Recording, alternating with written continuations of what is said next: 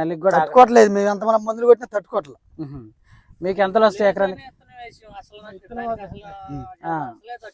అది అసలు ఓకే. దమ్ముండి ఇత్తనమేనండి. మీకు ఎకరానికి ఇప్పుడు ఎన్ని ఎకరాలు వేస్తారు మీరు సార్?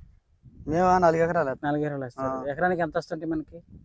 మనకేం వస్తున్నాయి, 25 వస్తున్నాయి, 20 వస్తున్నాయి ఒకసారి అంతే అంతే. అప్పుడు చేను తిరిగిపోతుంది, అప్పటికే అయిపోతుంది. సో మరి ఈ వెరైటీ చూసారు భైరవి 9, ఇది ఎంత వరకు వస్తుంది మీ అంచనా? ఇది 30 నుంచి 40 అండి. 30 నుంచి 40. ఇంకెక్కడి నుంచి మళ్ళీ పండిద్దిగా.